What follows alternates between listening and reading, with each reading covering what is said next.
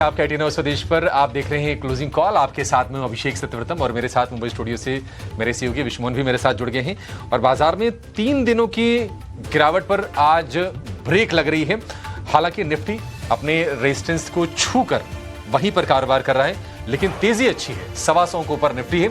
और Nifty bank की बात करें तो हमने देखा कि 58,800 के सपोर्ट से बाउंस किया और फिलहाल 300 अंकों की मजबूती है।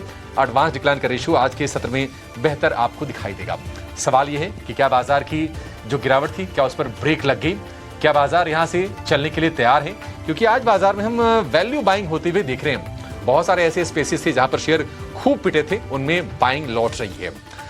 इस पर हम आगे विस्तार से चर्चा करेंगे और बताएंगे कि बाजार का ट्रेंड क्या है। लेकिन पहले जरा ये देख लेते हैं कि आज के इस शो में अगले 1.5 घंटे में हम क्या कुछ करने वाले हैं।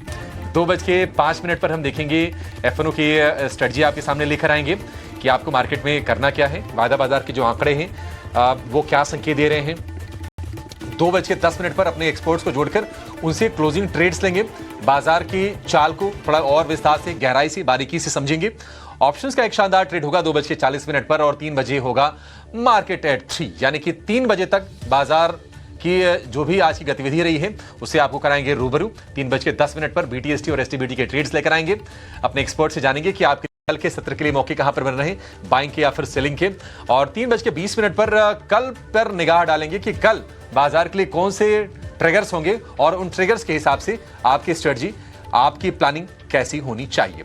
लेकिन सबसे पहले बाजार की हाइलाइट्स और देखते हैं बाजार की बड़ी बातें।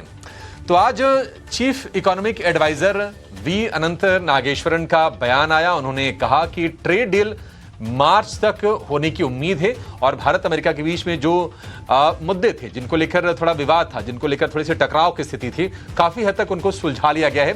और बाजार ने इस बयान को किया है चीयर। निफ्टी है 130 अंक ऊपर और ये तब है जब आप देखिए रुपया थोड़ा सा वीक हो रहा है, फिर भी बाजार उसको ज्यादा तवज्जो दे नहीं रहा है। निफ्टी बैंक करीब 300 अंक मजबूत है, 59,300 के आसपास है। आज हम देख रहे हैं कि मार्केट प्लेटफॉर्म शेयर जो बहुत पिटाई के शिकार हुए थे वहां पर बाइंग लौटी है। बीएसई हो गया, सीडीएसएल हो गया, कैम्स हो गया, यहां पर आज के सत्र में बाइंग है। बीएसई तो बाकायदा हम देख रहे हैं कि वायदा के सबसे ज्यादा चढ़ने वाले शेयरों की सूची में आपको शामिल दिखाई देगा। और एंजल वन करीब 5% ऊपर है, सबसे ज्यादा तेजी एंजल वन में, वायदा स्पेस में। ऑटो शेयर में भी बाइंग आई है और हम देख रहे हैं कि भारत फोर्ज जो 2% चला है, भारत फोर्ज जो है शामिल है, ये ऑटो एंसिलरी वाली कंपनीज है। यानी कि अमेरिका के साथ अगर डील होती है तो इनके रेवेन्यूज 20%, 25-30% अमेरिका से आते हैं और इन कंपनीज के लिए पॉजिटिव होगा अगर टैरिफ घट जाता है तो। लेकिन रुपया रिकॉर्ड निचले स्तर पर लुढ़क गया है। $1 का भाव हो गया $90.47। लेकिन बाजार इससे थोड़ा सा फिलहाल अभी बेखबर नजर आ रहा है। 125 अंकों के गेंस को निफ्टी टिका के रखने की कोशिश कर रहा है और आज ब्रॉडर मार्केट से भी संकेत दिखाई दे रहे हैं अच्छे। करीब 1750 शेयर ऊपर है और 1100 शेयर कर रहे हैं गिरावट के साथ कारोबार। लेकिन बाजार में बड़ा एक्शन कहां पर है जरा ये भी जान लेते हैं, उसके बाद एक्सपर्ट को जोड़ेंगे और आपकी स्ट्रेटजी हम इंडेक्स से बनाएंगे। लेकिन क्विकली विश्वमोहन से समझते हैं बिग बजिंग स्टॉक्स आज के। विश्वमोहन बताइए आज एक्शन कहां पर ज्यादा है? देखिए ब्रॉडर के देखो तो आज रेलवे शेयरों में काफी अच्छी रफ्तार दिख रही है, जिसमें इरकॉन देखिए, रेलटेल और टीटागढ़, यहां पर अच्छी खरीदारी दिख रही है। आमतौर पे होता भी बजट से पहले इन शेयरों में एक सीजनल रैली भी देखने को मिलती है और आज अच्छी तेजी दिख रही है। प्लेटफॉर्म शेयरों में वापस से खरीदारी लौट आई है। बीएसई, सीडीएसएल 2 दिनों की मुनाफा वसूली के बाद यहां पर खरीदारी दिख रही है। एंजल वन देखिए, कैम्प्स देखिए, तमाम ऐसे स्टॉक्स है जहां आज अच्छी तेजी के साथ कारोबार हो रहा है। ऑटो और ऑटो इंसलरीज, ये दोनों सेक्टर ऐसे हैं जहां पर आज अच्छी खरीदारी दिख रही है। सोना वीएलडब्ल्यू लीड कर रहा है। इसके अलावा भारत फोर्ज देखिए अच्छी तेजी है, अशोक लेलैंड और मारुति सुजुकी जैसे स्टॉक्स, यानी दिग्गजों के साथ साथ mid cap, small cap stock से भी आज काफी सपोर्ट बाजार को मिल रहा है। यानी मार्केट का जो ब्रेथ है वो बेहतर आज के सत्र में दिख रहा है। डीसीएम श्रीराम को लेकर खबर थी, बेयर क्रॉप साइंस के साथ कंपनी का करार हुआ है और उस खबर से आज देखिए आज अच्छी तेजी है। करीब 1.25 से 1.5% के आसपास की तेजी। हालांकि शुरुआती कारोबार में तेजी और भी ज्यादा थी, 5% की तेजी थी, वो तेजी अब कमी हुई है।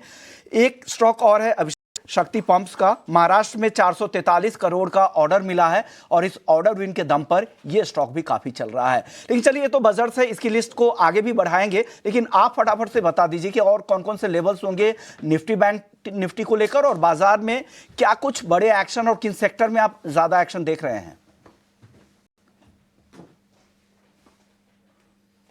विश्व देखिए आज ना बाजार के लिए पॉजिटिव ट्रिगर्स के फ्यूल थे। आप देखिए सीए का बयान आया ट्रेड डील को लेकर। इसके अलावा हमने देखा कि एमफी के डेटा आए म्यूचुअल फंड में निवेश को लेकर। एसआईपी के नंबर या फिर इक्विटी इन म्यूचुअल फंड में जो इन्फ्लोज थे वो बड़े शानदार निकल के आए, 29,000 करोड़ रुपए से ज़्यादा के। तो बाजार ने इन चीज़ों को शेयर किया है। और ये भी हम देख रहे हैं कि लगातार पिटाई के बाद ना रियल एस्टेट हो गया, ऑटो हो गया, मार्केट प्लेटफॉर्म स्टॉक्स हो गए, यहाँ पर वैल्यू बाइंग लौटती हुई दिखी है। तो इन चीज़ों के चलते 3 दिनों की जो गिरावट थी आज उस पर ब्रेक लगे हैं। और यूएस फेड की पॉलिसी का पॉजिटिव ट्रिगर तो था ही आईटी और मेटल के लिए। तो आप देखेंगे कि auto, pharma, defence, metal, real estate ये सारे के सारे शेयर आज चमक रहे हैं। और एकमात्र इंडेक्स जो आज सपाट या सुस्त है वो है ऑयल एंड गैस का। मिड कैप में, स्मॉल कैप में भी आज अच्छी स्ट्रेंथ है। 0.25% से लेकर करीब 1% के आसपास की तेजी दोनों इंडेक्स में दिखाई दे रही है। और ग्लोबल जो क्यूज है वो उतने सपोर्टिव नहीं है, क्योंकि अगर आप नेस्डेक फ्यूचर्स को देखेंगे करीब 250 नीचे आपको नेस्डेक फ्यूचर दिखाई देगा। यूरोप की शुरुआत भी मिली जुली हुई है। तो ये अपनी स्ट्रेंथ पर बाजार आज आपको चलते हुए दिखाई देंगे। निफ्टी गैप अप ओपनिंग हुई। शुरुआत में 2 घंटे का हमने उतार चढ़ाव देखा, उसके बाद बाजार स्टेबल हुआ। हालांकि 25,900 जिस रेजिस्टेंस की बातचीत कर रहे थे सुबह के सत्र में उसके ऊपर ब्रीफली निकला, लेकिन वहां पर टिक नहीं पाया और उसके आसपास ही हम कारोबार होते हुए देख रहे हैं। और ऑफ लेट पिछले आधे 1 घंटे में थोड़ा रुपया भी वीक हुआ है, उसके चलते बाजार की चाल पर ब्रेक लगती दिखाई दी है। मेरा मानना है कि अब जो आज का जो बचा हुआ सत्र है निफ्टी के लिए जो सपोर्ट लेवल होगा 25,800 का होगा, और जो रेजिस्टेंस जोन होगा वो होगा 25,900 से 26,000 का, ये इसका जोन होगा। मेरा मानना है कि 25,700 के नीचे अगर क्लोजिंग होती है तो ही आप अपनी तेजी की पोजीशन से एग्जिट लीजिए या फिर उसको रिड्यूस कीजिए, और उसके बाद 25,500 का अगला लेवल होगा। लेकिन वहां से तो बाजार अभी अच्छे खासा ऊपर नजर आ रहा है। नया शॉर्ट नहीं करना है, क्योंकि बाजार में हम देख रहे हैं कि जो शेयर पिटे थे ना, अब लोअर लेवल से थोड़ी सी अच्छी वैल्यू बाइंग बनी है।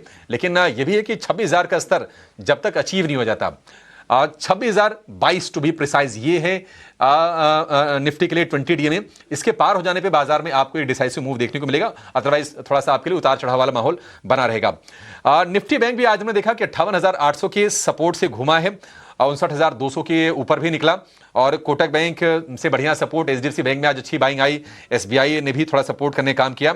और अच्छी चीज ये है कि 20 डीएमए के ऊपर निकल के अब ये कारोबार करता हुआ दिखाई दे रहा है। देखते हैं टिक पाता है नहीं टिक पाता, लेकिन मेरा मानना है कि अब जो सत्र शेष है बाजार के लिए 59 का एक सपोर्ट है और 59,500 पर रेजिस्टेंस है। गिरावट पर ब्रेक तो लगी है, लेकिन एडवाइस यही है कि अभी बाजार में थोड़ा ना सतर्क रहने का समय है। कुछ और स्टेटमेंट हो सकता है कि ट्रेड डील के फ्रंट पर वाणिज्य मंत्रालय की तरफ से आए, भारतीय वाणिज्य मंत्रालय या फिर अमेरिकी वाणिज्य मंत्रालय की तरफ से अगर कुछ पॉजिटिव स्टेटमेंट आते हैं तो निश्चित तौर पर बाजार में यहां से तेजी को आप और एक्सटेंड होते हुए देखेंगे। और जो रीसेंट ऑल टाइम हाई के लेवल से निफ्टी और निफ्टी बैंक दोनों उसको पार कर लेंगे, बहुत ज्यादा हम कोई दूर नहीं है। तो ये आपके लिए स्ट्रेटजी है। लेकिन जो एसआईपी की जो आंकड़े आए हैं बाजार में उनको हम कैसे देखें, क्योंकि लगातार तीसरे महीने 29,000 करोड़ रुपए से ज्यादा की एसआईपी, पिछले महीने से थोड़ी सी कम एसआईपी आई है, लेकिन जो मजबूत ट्रेंड है वो बरकरार है। इक्विटी म्यूचुअल फंड्स की बात करें, वहां पर 29,000 करोड़ रुपए का इन्फ्लो आया है नवंबर के महीने में। तो जरा इन आंकड़ों को समझते हैं इंडस्ट्री के धुरंधरों की निगाह से। और हमारे साथ आनंद राठी के फिरोज अजीज जुड़ गए हैं। फिरोज जी, बहुत शुक्रिया आपका समय देने के लिए। स्वागत है आपका 18 न्यूज़ स्वदेश पर।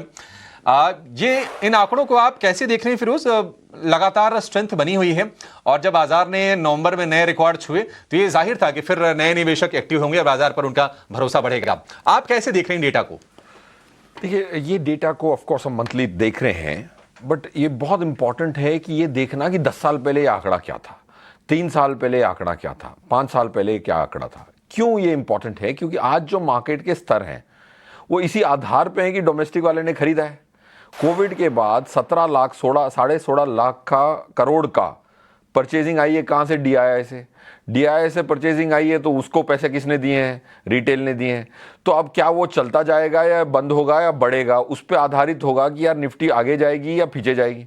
बिकॉज एफआईआई ने तो कोविड के साल के बाद जो भी पैसे लाए थे पहले 1-2 सालों में, उतने के उतने ले जा चुके हैं। अभी उनकी net flow from Covid is negative. ये एहसास नहीं होता लोगों को, क्योंकि महीने महीने देखते हैं बट वो 10 साल का नंबर नहीं देखते, कोविड के बाद का नंबर नहीं देखते। सो अब आते हैं अब वो आंकड़ा 10 साल पहले कैसा लग रहा था, नवंबर 2016 का आंकड़ा देख लो। नवंबर 2016 का आंकड़ा 9.5 साल पहले का आंकड़ा था, 3,880 करोड़ रुपए आए थे एसआईपी में। 3,880 आज कितने हो गए, 29,900। चलो 30,000 मान लेता हूं as a round figure to make it easier to articulate. तो किधर से पहुंच गए, 3,800 से हम पहुंच गए 30,000 पे। अब आपको प्रोजेक्ट करके देखना है कि अगर ये ऑलमोस्ट 8 गुना से ज्यादा हो गया तो क्या ये होगा अगले 10 सालों में 8 गुना कि 5 गुना होगा। अगरचे ये 5 गुना होगा तो ये नंबर हो जाएगा 1.5 लाख करोड़ प्रति महीना। तो 5 साल में जो पैसा आया था कोविड के बाद, उतने का उतना एक महीने में, एक साल में आने वाला है डीआईआई से। सो इंडिया की जो ये रिटेल पार्टिसिपेशन है इक्विटी में इज हियर टू स्टे, क्योंकि लास्ट 5 इयर्स में ऐसा कभी नहीं हुआ कि ईयर ऑन ईयर डिप हो। उसके पहले, कोविड के पहले 2 बार, लास्ट प्रीवियस 2016 से 2021 तक 2 बार डिप आया। 2021 से 2026 मार्केट ने झटका दिया था, यूक्रेन की वॉर हुई थी, सब हुआ था, बट नंबर नीचे नहीं गया है। So my projection is 55 lakh crore is minimum expected from DIIs in the next 8 years. तो फिरोज भाई, इस साल की जो हमने शुरुआत की थी इस फाइनेंशियल ईयर की, तो म्यूचुअल फंड्स के पास जो कैश होल्डिंग थी वो 15 ईयर हाई पर थी। अभी भी मुझे लगता है कि मतलब अच्छा खासा कैश है। किस बात का वेट कर रहे हैं फंड्स? क्या ये ट्रेड डील का वेट कर रहे हैं या फिर Q3 के अर्निंग्स का वेट कर रहे हैं कि एक बार क्लैरिटी और आ जाए फिर और डिप्लॉय करेंगे जम के? अभिषेक सर, ये आंकड़ा ना डेटा को मसाज कर सकते हैं कि वो जो बुलवाओ वो बोल सकता है, राइट? उसको उल्टा लटका के बकरे को बोलो शेर है तो बोल देगा। ये है इस डेटा में। मैं आपको बताता हूं, देखो 15 ईयर हाई तो होगा ही। पहले इंडस्ट्री 15 ईयर पहले 3 लाख की हुआ करती थी, आज 70 लाख करोड़ की इंडस्ट्री है, उसमें 42 lakh crore equity mutual fund है। Of course in absolute terms the cash levels will be highest at a point in time in most circumstances. आपको यह देखना है कि परसेंटेज कैश कितना है। परसेंटेज कैश पीक पे नहीं है। So I don't think equity fund manager India के टाइमिंग ज्यादा करते हैं। 5% की कभी कैश होती है। Average levels of cash have been 4% of the current AUM। अब इन एब्सोल्यूट टर्म्स, जैसे आपको कोई चीज खरीदने जाते हो तो महंगाई भी कोई चीज होती है, वैसे ही the assets are inflating, right? 42 lakh crore की इक्विटी इज द पीक। तो उसकी 5% भी ले लो तो आपके 2-2.5 लाख करोड़ आ जाते हैं। So like that, so cash levels are high, of course they high, but you have to see it as percentage of current AUM, not in rupee terms. Okay, लेकिन फिरोज जी, एक सवाल मेरे मन में ये है कि जितने भी इन्वेस्टर्स नए जो SIP वाले जुड़े हैं, वो ज़्यादातर उन्होंने अभी तक किसी भी तरह के पेन नहीं देखे हैं। वो कोविड के बाद आए हैं, जो नंबर की आप बात कर रहे हैं, और अभी भी स्मॉल कैप में देखें तो उस तरह के रिटर्न जनरेट नहीं हो रहा है, और सबसे ज़्यादा पैसा, सबसे ज़्यादा इन्फ्लोज भी वहीं पे दिख रहे हैं। क्या करना चाहिए इस जंक्चर पे आके? उनको क्या सलाह दे रहे जो इन्वेस्टर्स हैं, जो स्मॉल कैप में लगातार SIP कर रहे हैं, वो कैसे रीबैलेंस करें अपने पोर्टफोलियो को? मोहन सर, ये जो नैरेटिव है ना कि कोविड के बाद कुछ नहीं देखा, ये इस पे आंकड़े लगाते हैं। ये नैरेटिव इतना पॉपुलर हो गया है कि सब ये कहते हैं कि कोविड के बाद कुछ नहीं। उस तरह की बड़ी गिरावट की मैं बात करूं, छोटे मोटे फॉल तो बाजार में आते हैं। 2008 की जैसी मंदी और फिर 2020 की मंदी के बाद उस तरह के फॉल नहीं आए जो एक एक दिन में 10-10% इंडेक्स लेवल पे, अगर सर्किट पे, लोअर सर्किट पे लगे, उसके बाद लोगों में जो बेचैनी होती है, वो जो आउटफ्लो शुरू होता है, वो लोगों ने नहीं देखा है बहुत सारे। क्योंकि कहा जाता है कि हर 10 साल में नए इन्वेस्टर्स आते हैं बाजार में। वो क्यों नहीं देखा है? FII के एग्जिट के बाद भी नहीं देखा है। ये देखिए, बहुत इंपॉर्टेंट है। पहले FII खांसता था तो यहां हम गिर जाते थे 10%। पहले ये देखना है कि ऐसी कोविड जैसी गिरावट जो 10-12 साल में एक बार आती है, कोई कारण से आई जाती है। 2000 हुआ था, हर्षद मेहता साहब के टाइम हुआ था 93 में। तो पहले 7-8 सालों में आती थी, अब 10-12 सालों में एक तो ऐसी गिरावट आई। तो 5 साल में आने की उम्मीद भी नहीं थी। बट आप ये आंकड़ा निकालिए, अक्टूबर 2021 की एक्सपायरी निफ्टी थी 18,500। 2 साल फास्ट फॉरवर्ड, अक्टूबर 2023 निफ्टी की एक्सपायरी थी 18,700। 2 साल की टाइम करेक्शन देखा है पोस्ट कोविड। उसमें SIP का नंबर 11,000 करोड़ से 19,000 करोड़ हुआ है। 80% बढ़ा है। This has got unnoticed. Second, जनवरी में जो स्मॉल कैप की फॉल हुई थी वो कम नहीं थी sir, 25-30% from peak to trough हुआ था। वो that's not a small trough. फिर ट्रम्प साहब आए, लिबरेशन डे का अनाउंसमेंट किया, 7 अप्रैल को और तबाही मचाई। आप कैलेंडर ईयर में ही देख लें, स्मॉल कैप की peak to trough is 28% fall, तब भी एसआईपी आंकड़ा नेगेटिव नहीं गया on month on month basis. अगर ये डेटा अगर कोई डिनायल में है तो वो अपॉर्चुनिटी इंडिया की मिस कर जाएगा। अब ये नहीं कहता कि मार्केट 10% की गिरावट नहीं दिखाएगी, वो हर 11 महीने में एक बार दिखा चुकी है, 25 साल का डेटा कहता है। अगर आपको इसकी आदत नहीं है तो आपको इक्विटी रिटर्न का अधिकार नहीं है। सर मैं 30 सेकंड और आपका समय लूंगा। आप अभी मौजूदा समय में कहां इन्वेस्ट अगर किसी को एक मुश्त लगाना है या एसआईपी लगाना है, और वो कौन सा सेक्शन और कैटेगरी होगा जहां पर फोकस अभी करना चाहिए? मेरे हिसाब से आपको अगर पहला निवेशक है तो फ्लेक्सी, फिर मल्टी, फिर मिड कैप। ये क्रोनोलॉजिकल। स्मॉल कैप आपकी लिस्ट में अभी नहीं है। अगर आप ऑलरेडी 5 साल के निवेश कर चुके हैं तो आपको 5-7 कैटेगरी की इंपॉर्टेंस है। So I am telling you new investor. Flexi और मतलब उस क्रोनोलॉजी में फ्लेक्सी, फिर मल्टी एसेट और फिर मिड कैप। अगर आप ऑलरेडी एक इन्वेस्टर हैं, काफी सालों से इन्वेस्ट कर रहे हैं, तो अगर आप मिड कैप, लार्ज कैप और स्मॉल कैप में किस सेगमेंट में अपॉर्चुनिटी है, इक्विलिब्रियम में मेरे हिसाब से।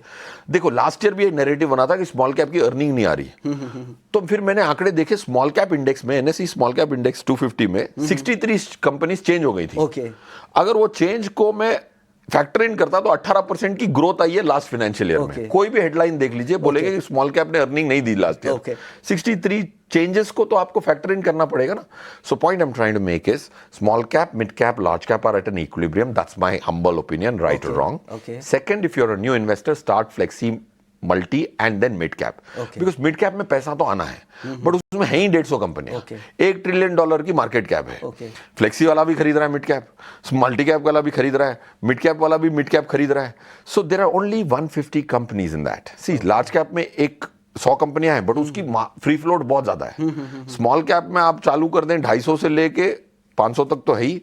सो happens is mid cap में जो capital flows आती हैं, supply is less, demand is more. Is why I would say the third scheme could be mid cap. If you're उनके पास पोटेंशियल भी आगे बढ़ने का। जाते जाते 10 सेकंड में जवाब दीजिए, वक्त बहुत कम है, इसके लिए माफी भी चाहूंगा। FIIs क्या कह रहे हैं, क्योंकि आप इंटरनेशनल मार्केट बहुत ट्रैवल करते हैं, क्या हो गया उन्हें? देखिए FII जो एक्टिव FII थे वो निकाल चुके हैं पैसा। FII की फ्लोज मार्च तक पॉजिटिव होने की 90% संभावना है। 10 सेकंड्स दिया आपने, मैंने कहा आउटपुट बता देता हूं। Thank you so much sir, आपने वक्त निकाला। टीवी है हमारी लिमिटेशन से, उसके लिए माफी चाहूंगा, लेकिन बहुत बहुत शुक्रिया, आपने वक्त निकाला और हमारे दर्शकों को गाइड किया कि क्या कुछ चल रहा है इस मार्केट में। चलिए क्लोजिंग कॉल्स में अब हमारे वक्त हो चुका है अपने बाकी मेहमानों को शामिल करने का। प्रदीप हल्दर जी भी मौजूद हैं, कोलकाता से आज हमारे साथ मुंबई स्टूडियो में मौजूद है। प्रदीप, आपसे शुरुआत में बाजार से ही करूंगा। बाजार की चाल अभी आपको कैसी दिख रही है और क्या लग रहा है, आज की तेजी को आप किस तरह से रीड कर रहे हैं इंडेक्स लेवल पे, और यहाँ से क्या आपने आइडेंटिफाई किया है, कौन से ऐसे स्टॉक्स होंगे जो क्लोजिंग ट्रेड्स में चल सकते हैं यहाँ से भी? First of all thank you sir for having me on your studio and good afternoon सबको। देखिए मुझे लगता है कि 25,872 के आसपास का भी निफ्टी का प्राइस चल रहा है, एंड जिस तरीके से हमने देखा FII की तरफ से लगातार कहीं ना कहीं एक सेलिंग प्रेशर है। कहीं पे मैं ब्रेकआउट नहीं देख पा रहा हूँ, जस्ट एक नॉर्मल पुल बैक है। कहीं ना कहीं मुझे लगता है कि 25,950, 25,920 के आसपास एक रेसिस्टेंस है। हो सकता है कि मार्केट एक बार 25,920, 950 भी टच कर जाए, लेकिन कहीं ना कहीं फिर से एक बार मार्केट में सेलिंग प्रेशर आ सकता है। सो बाजार में मैं अभी उतना कॉन्फिडेंट नहीं हूँ निफ्टी को लेके, आज भी कल भी। सो कहीं ना कहीं एक सपोर्ट है 25,650 के अराउंड। मुझे लगता है कि एक इस रेंज के अंदर ही बाजार रहने वाला है जी। ठीक है, 25,650 का सपोर्ट लग रहा है प्रदीप को, और आज हमने देखा कि जो रेजिस्टेंस है 25,900 का, 25,900 से 950 वाला, उसको पार करने में बाजार को थोड़ी दिक्कत हुई। और अभी हम देख रहे हैं कि रुपए की वीकनेस के चलते थोड़ी स्ट्रेंथ कम हुई है। लेकिन जो आंकड़े आए SIP के म्यूचुअल फंड में इक्विटी इन्वेस्टमेंट को लेकर, उन्होंने बाजार को सपोर्ट करने का काम किया है। और ये भी है कि देखिए नवंबर में रिकॉर्ड हाइज बने, स्मॉल कैप मिड कैप में लोगों को उतने पैसे बने नहीं हैं, तो लोग क्या ना थोड़ा सेफ्टी चाहते हैं। तो ठीक है, बाजार से पैसे निकाले, वो हो सकता है कि डिप्लॉय किए होंगे वो फंड्स के जरिए, ठीक है, जिसके पास बेहतर सेंस है वो हमारे पैसों को मैनेज करें। तो ये इन्फ्लो स्ट्रॉन्ग निकल के आए हैं। लेकिन चलिए, हमारे एक्सपर्ट्स तैयार हैं। कुणाल शाह हैं, ओशो कृष्णन हैं और प्रदीप हल्दर तो हैं। आप तीनों का बहुत शुक्रिया मेरी तरफ से भी। Good afternoon. और अब शुरुआत कर लेते हैं क्लोजिंग ट्रेड्स की।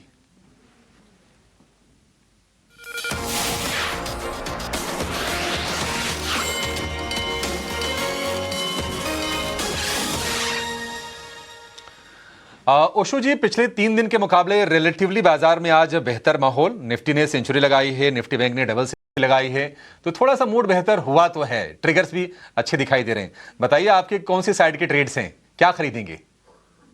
Very good afternoon Abhishek ji and सभी पैनलिस्ट मेंबर को। यस, नो डाउट मार्केट में एक पुल बैक है एंड काफी स्ट्रॉन्ग सपोर्ट पे है। आज ब्रॉडर पर्सपेक्टिव पे बाइंग ट्रैक्शन देखने को मिल रही है, सो मेरे दोनों रिकमेंडेशन बाइंग के ही हैं। सबसे पहला जो काउंटर रडार पे है वो है एबीबी। एबीबी में अगर हम देखें पिछले 3 दिनों से एक अच्छा ट्रैक्शन बना हुआ है, अपने शॉर्ट टर्म मूविंग एवरेज के ऊपर निकला है काउंटर एंड एक ब्रेकआउट लेवल्स पे खड़ा है। सो मुझे लगता है यहाँ पे एक कंटिन्यूड मोमेंटम देखने को मिल सकता है। सो करंट लेवल्स पे बाई करने की सलाह है। 5130 का स्टॉप लॉस लगाना है एंड 5380 तक के टारगेट्स हमें शॉर्ट टर्म में देखने को मिल सकते हैं। सेकेंड काउंटर है सीमेंट स्पेस में रैमको सीमेंट। एक काफी अच्छा ट्रैक्शन मेंटेन कर रहा है, अपने काफी क्रूशियल जंक्चर से टर्न अराउंड हुआ है, सपोर्ट जंक्चर से टर्न अराउंड हुआ है। सो मुझे लगता है यहाँ पे एक अच्छा रुझान देखने को मिल सकता है। 1060 के टारगेट्स के लिए बाई का रिकमेंडेशन है एंड 1005 के स्टॉप लॉस से शॉर्ट टर्म ट्रेडर्स को मेंटेन करना है अपना स्टॉप लॉस। ठीक है, रैमको सीमेंट हो गया, 1005 रुपए का स्टॉप लॉस हो गया, 1060 रुपए का टारगेट हो गया। शेयर में हम देख रहे हैं करीब 0.25% के आसपास की तेजी है, लेकिन एबीबी डेफिनेटली एक स्टैंड आउट पिक, क्योंकि हम देख रहे हैं कि आज तेजी की लगी है हैट्रिक। वीक मार्केट में भी ना कैपिटल गुड्स वाले शेयर चल रहे थे, और एबीबी से पहले हम देख रहे हैं कि सीमेंट्स में और कमिंस में तेजी आई थी, ये थोड़ा सा पीछे था। अब ये इसमें बढ़िया पिकअप आ रहा है, और ये शेयर आप लेके चलिए 5380 के टारगेट के लिए। 5130 रुपए का इसमें स्टॉप लॉस होगा। कुणाल जी, आपके शेयर आप क्या बाइंग करेंगे? गुड आफ्टरनून सभी दर्शकों को। I think yes, definitely broader markets में आज हमने स्ट्रेंथ देखी है, सो कहीं ना कहीं वहां पे इसे पिक्सम लेंगे। जहां तक इंडेक्स के व्यू की बात है, मुझे लगता है कंसोलिडेशन का ही फेज है। 5700 से लेकर 26100 इसके बीच में मार्केट ट्रेड करेगा। एंड जहां तक बैंक निफ्टी की बात है, यहाँ पे भी मुझे लगता है कि कंसोलिडेशन है। जब तक 59700 अपसाइड पे स्पॉट पे नहीं निकलता है, तब तक मेरा व्यू साइडवेज का ही रहेगा बैंक निफ्टी में भी। जहां तक स्टॉक की बात है, मेरा फर्स्ट पिक रहेगा ऑटो स्पेस में से अशोक लेलैंड। यहाँ पे स्ट्रक्चर अभी भी पॉजिटिव है, हर डिप्स पे बाइंग इंटरेस्ट दिखाई दे रहा है, और मुझे लगता है कि एक अच्छी ऑल टाइम हाई के लिए वापस स्टॉक रेडी हो चुका है। तो अशोक लेलैंड पे बाई की सलाह है। 155 का स्टॉप लॉस रखना है, 165 से लेके 169 तक के टारगेट्स रहेंगे अशोक लेलैंड में। सेकेंड स्टॉक है वो मैंने फार्मा स्पेस में से चुना है, और कैश मार्केट का स्टॉक्स है। मुझे लगता है कि यहाँ पे मोमेंटम काफी स्ट्रांग है, बाइंग इंटरेस्ट, और स्टॉक का नाम है ग्रैन्यूल्स। करंट लेवल्स पे बाय कर सकते हैं। 550 का स्टॉप लॉस है, 585 और 600 दो टारगेट्स रहेंगे ग्रैन्यूल्स के लिए। तो 85 से लेकर 600 तक का टारगेट अशोक लेलैंड, 165 से लेकर 169 का टारगेट है, 155 का स्टॉप लगाना है। प्रदीप जी, आप बताइए आपके टॉपिक क्या हैं? देखिए, पिक देने से पहले एक स्टैंडर्ड डिस्क्लोजर देना पसंद करूंगा। जितने भी स्टॉक्स को लेके मैं डिस्कशन करने वाला हूँ, कोई भी स्टॉक्स में हमारा या हमारे कंपनी का कुछ भी पोजीशन नहीं होता है, नो कन्फ्लिक्ट ऑफ इंटरेस्ट, और ऐसे ही राय हमने हमारे क्लाइंटों को भी देते, तो हो सकता है कि उनके पास हो, हमारे पास नहीं है। कंपनी का नाम होगा डिक्सन टेक्नोलॉजी। आप देखेंगे कि बहुत टाइम से टेक्नोलॉजी पे एक कंटिन्यूसली सेलिंग प्रेशर दिख रहे थे हम, और कहीं ना कहीं बार बार एक लोअर लो लगा के नीचे आ रहा था, लेकिन आज फर्स्ट टाइम एक लोअर टाइम फ्रेम से बेस बनते हुए दिखाई दे रहा है, और अभी 12,843 के आसपास है। ये मोटा मोटा आपको 5 to 7 डेज का एक आपको लॉन्ग करके जाना पड़ेगा ये कॉल में। मुझे लगता है कि 13,250 रहेगा फर्स्ट टारगेट, उसके बाद 13,800 तक, मतलब करेंट जोन से भी 1,000 पॉइंट का आसपास का टारगेट, और स्ट्रिक्टली एक स्टॉप लॉस मुझे लगता है कि मेंटेन करना चाहिए। 12,450 यहाँ पे एक स्टॉप लॉस मेंटेन करना चाहिए, और 13,800 14,000 जाने के लिए रेडी हो रहा है। शॉर्ट टर्म में भी अच्छा लग रहा है क्योंकि बाउंस बैक आ रहा है, और यहाँ पे कैरी फॉरवर्ड मुझे लगता है कि जितने भी ओवरऑल इस फील्ड में हम जितने भी काउंटर्स देखेंगे, बहुत टाइम से नीचे आ रहा था, तो यहाँ पे मुझे लगता है कि पुल बैक आना चाहिए जी। ठीक है, डिक्सन में ऑलरेडी हम देख रहे हैं कि जो शॉर्ट पोजीशंस थी आज वो बाइंग में तब्दील हो रही हैं, और 4% ऊपर डिक्सन है। इसी स्पेस में अगर आप केन्स टेक को देखेंगे या अंबर को देखेंगे, वहां पर भी बाइंग आ रही है, तो यहां से 1,000 रुपए की रिकवरी फर्दर एक्सपेक्ट करके चल रहे हैं प्रदीप। फिलहाल 12,800 रुपए का शेयर है, और 13,800 रुपए तक के टारगेट दे रहे हैं 12,450 रुपए के स्टॉप लॉस के साथ। ठीक है, ये तो सारी की सारी ट्रेड्स आपको समझ में आ गए, लेकिन बाजार में एक्शन आज भरपूर है। एक छोटे से ब्रेक का वक्त हो गया है। ब्रेक के बाद जब लौटेंगे तो और कहां पर तेजी मंदी हो रही है, कहां पर आपके लिए अच्छे ट्रेड बन रहे हैं, अपने एक्सपर्ट से वो जानने की हम करेंगे कोशिश। आप नहीं जाएगा नहीं।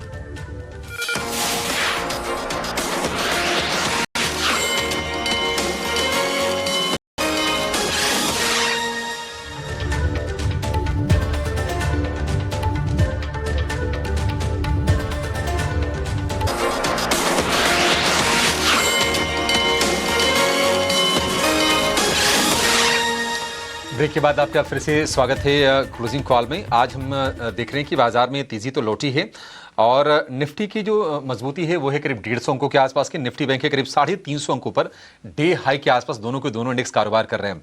और कुछ कुछ स्टॉक्स जो मोमेंटम में हैं उनकी जरा चर्चा कर लेते हैं। एक बार जरा वोडाफोन आइडिया का आप शेयर लेकर आइए, क्योंकि ये जो शेयर है अब 52 हफ्ते की ऊंचाई पर पहुंच गया है वोडाफोन आइडिया का। उम्मीद ये है कि सरकार से जो एजीआर के ड्यूज हैं उसको लेकर रिलीफ मिलेगी और आज 52 हफ्ते की ऊंचाई पर है। अगस्त के अगर आप निचले स्तर से देखेंगे तो 6 रुपए वाला शेयर अभी हो गया है 11-11.25 रुपए के आसपास के, यानी करीब करीब 80% के आसपास का। प्रतिशत में अगर आप देखेंगे काफी बड़ी रकम आपको लगेगी, अदरवाइज 11 रुपए के आसपास के प्राइसेस हैं। एक राय इस पर प्रदीप जी आपसे जानना चाहेंगे, कैसे देख रहे हैं आप वोडाफोन आइडिया को? क्या इसमें ट्रेडिंग के मौके यहां से भी हैं या फिर जिन्होंने पैसे बनाए हैं वो एग्जिट ले लें इससे?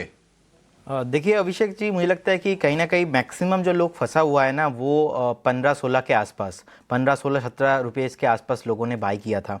अभी 11 रुपीज़ के आसपास है, डे हाई में है और मुझे लगता है कि जिस तरीके का प्राइस मोमेंटम चल रहा है एक बार आपको 13-14 तक आते हुए दिखाई देंगे।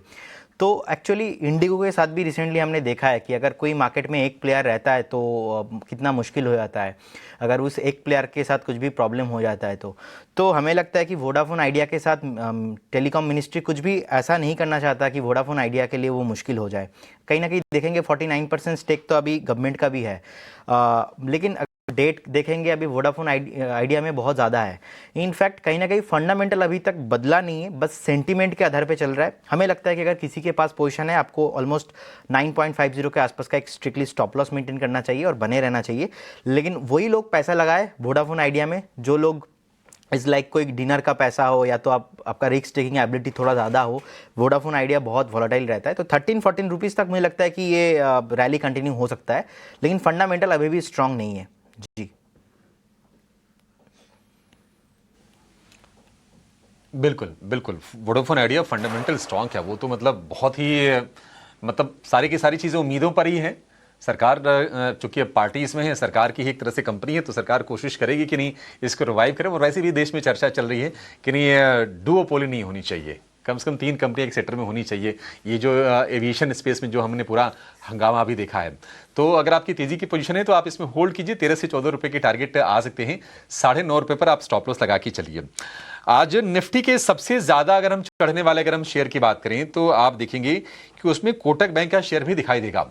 ऊपरी स्तरों से थोड़ी थोड़ी प्रॉफिट टेकिंग जरूर आई है, अदरवाइज मोमेंटम आज काफी स्ट्रांग था और हमने देखा कि शेयर ये करीब 1.5 महीने के हाईज पर चला गया। इंट्राडे में 2200 रुपए के ऊपर निकला था। स्टॉक स्प्लिट देखते हैं कि उसकी एक्स डेट रिकॉर्ड डेट का ऐलान बैंक कब करता है, लेकिन मोमेंटम आज थोड़ा सा बना है।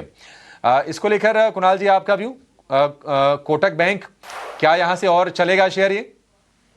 आई थिंक कोटक बैंक का आज का मूव काफी सरप्राइजिंग था, 3% अप है। जनरली कोटक बैंक में एक हफ्ते का मूव इतना रहता है और आज एक दिन में उसने इतना मूव दिखा दिया है। तो clear cut buying strength interest दिखाई दे रहा है। 20 DMA के सपोर्ट से स्टॉक ने बाइंग इंटरेस्ट दिखाया है, तो वही सपोर्ट रहेगा 2120 का डाउन साइड पे। जब तक वो नहीं टूटता तब तक व्यू बुलिश है। एक जो इमीडिएट हर्डल था अपसाइड पे 2165 का, वो निकला है, सो बुलिश मोमेंटम बनना स्टार्ट हो चुका है। इस पे स्टॉक आपको 2220 से लेके 2240 तक के टारगेट्स बता सकता है। 240 तक के भी टारगेट आ सकते हैं कोटक बैंक को लेकर, आपकी ये राय है। कुणाल जी बहुत बहुत शुक्रिया। जाने से पहले डिस्क्लेमर दे दे जो भी राय आज आपने दी है सर।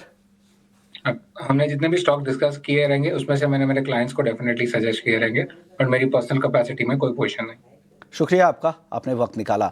चलिए इस बीच हमारे साथ आनंद राठी से जिगर पटेल भी जुड़ गए हैं। जिगर, आपसे पहले शुरुआत कर लेते हैं क्लोजिंग ट्रेड से। बताइए आज आपकी टॉपिक क्या है? आज की टॉपिक जो है सबसे पहले तो बजाज ऑटो की है। बजाज ऑटो जो हिसाब से आज स्ट्रेंथ दिखा रहा है लोअर लेवल से, करीबन जो 50 दिन की एक्सपोनेंशियल मूविंग एवरेज है वहां पे कंटिन्यूअस बेस बना हुआ है और आज फिर से हमने वहीं से मोमेंटम आती दिखी है।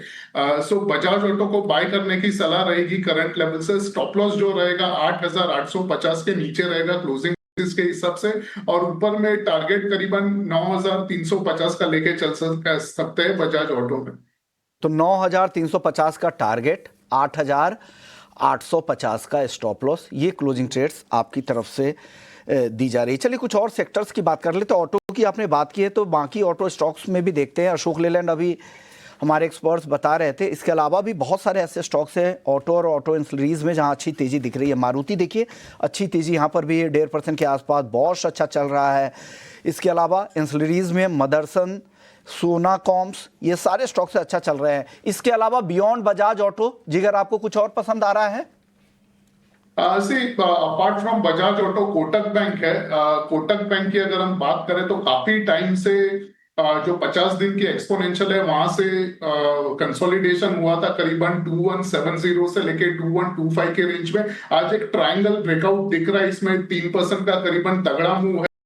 साथ में RSI भी 50 के ऊपर सस्टेन हो रही है, तो इसमें एटलीस्ट मुझे कहीं ना कहीं 2300 तक के लेवल्स ऐसे टारगेट दिख रहे हैं, और स्टॉप लॉस जो रखेंगे वो 2100 के नीचे रखेंगे क्लोजिंग बेसिस के हिसाब से।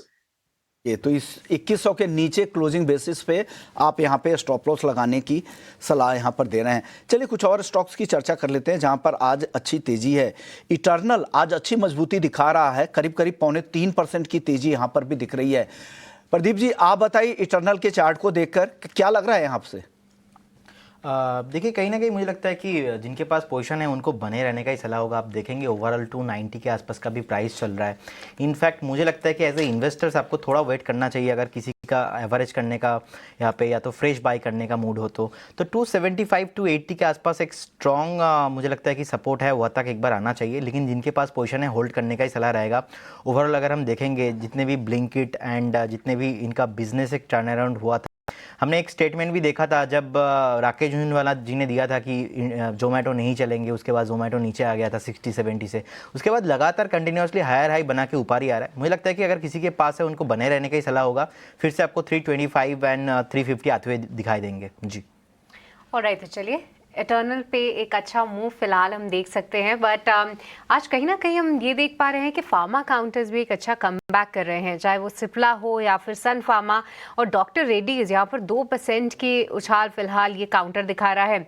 प्रदीप, फार्मा स्पेस से कोई स्टॉक जो कि आपको फिलहाल पसंद हो, और खासतौर से डॉक्टर रेड्डीज पे अपनी चर्चा कीजिएगा, क्योंकि सेमाग्लूटाइड का कनाडा में अप्रूवल जो है वो अवेटेड है, और कहीं ना कहीं मैनेजमेंट भी इस बात का कहीं ना कहीं वो हाईलाइट कर रहे थे कि जल्द ही अप्रूवल मिल जाएगा, और अगर ये मिलता है तो एक बड़ा फंडामेंटल ट्रिगर साबित हो सकता है। कहीं ना कहीं हो भी सकता है कि स्टॉक इसको प्राइस इन करे, बट आपकी क्या राय है फिलहाल?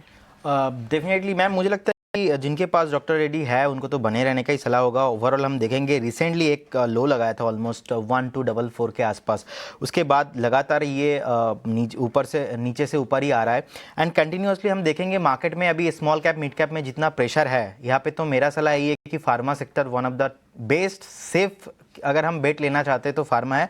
डॉक्टर रेड्डी का चार्ट भी बहुत बढ़िया है, एक रेसिस्टेंस है ऑलमोस्ट 1320-1330 के आसपास। मुझे लगता है कि ये रैली कंटिन्यू होना चाहिए 1330 के आसपास। अगर 1330 ब्रेक होता है उसके बाद सीधा सीधा आपको 1410 के आसपास टारगेट आते हुए दिखाई देंगे। तो अगर किसी के पास पोजीशन है होल्ड करने का सलाह रहेगा, और अगर आप न्यू पोजीशन भी बनाना चाहते हो तो आप कैरी फॉरवर्ड करके जा सकते हो। और सान फार्मा भी बहुत अच्छा लगता है, अट्रैक्टिव चार्ट है सान फार्मा का।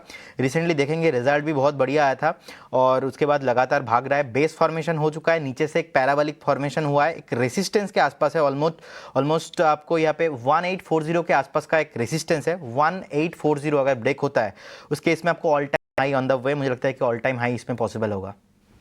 ऑलराइट, तो चलिए ये कुछ फार्मा काउंटर्स हैं जिन पर आप नज़र ज़रूर रख सकते हैं। पर बाजार में एक अच्छी तेज़ी आप फिलहाल देख पा रहे हैं कि अब दिन के उच्चतम स्तर पे बाजार आता हुआ निफ्टी और निफ्टी बैंक में भी देखिए लगभग 300 अंकों से ज़्यादा की बढ़त आप देख रहे हैं। और इस बीच इंडिया विक्स वहाँ पर गिरावट आती हुई दिखी है, क्योंकि सुबह से ही इंडिया विक्स जो है लाल निशान में था, 1% तक की कमज़ोरी थी, पर अब 3.5% यानी 3% के आसपास की कमज़ोरी फिलहाल इंडिया विक्स दिखा रहा है। और ब्रेथ ऑफ द मार्केट भी बहुत इंप्रूव हुई है, क्योंकि देखिए गिरने वाले शेयर्स में जहां पर निफ्टी 50 की ही बात करें तो कोई भी स्टॉक नहीं है जिसमें 1% से ज़्यादा की कमज़ोरी है। तो कहीं ना कहीं ये आपको ज़रूर इंडिकेशन दे रहा है कि मार्केट में आज ब्रेथ जो है वो काफ़ी अच्छी है।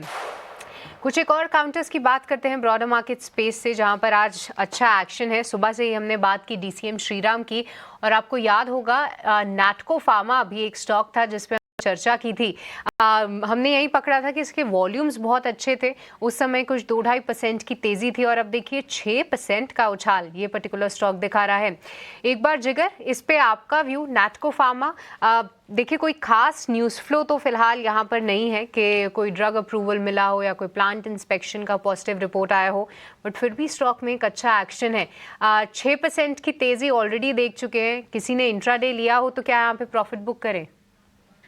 इंट्राडे का जो व्यू है वो डेफिनेटली हमें रेजिस्टेंस 930 940 का है, तो डेफिनेटली हमें प्रॉफिट बुक करना चाहिए। बट अगर हम 1 से 2 वीक की बात करें तो स्टॉक ने जो जिस हिसाब से 50 दिन की जो एवरेज थी वहां पे कंसोलिडेशन हुआ, और आज के दिन में हमने वापस से 200 दिन के पास आके एक बार हमने रेजिस्टेंस फेस किया है।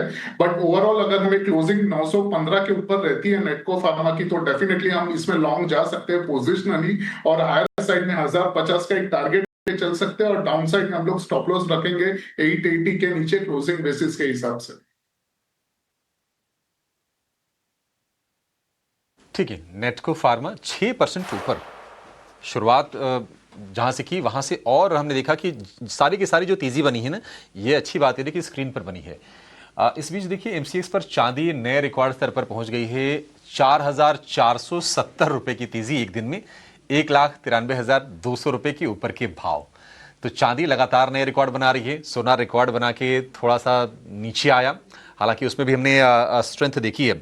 लेकिन आज एक चीज जो बाजार के लिए आगे थोड़ा सा परेशान करे, रुपया फिर से नए रिकॉर्ड स्तर पर फिसल गया। $1 का जो भाव है 90 रुपए 47 पैसे तक पहुंच गया है।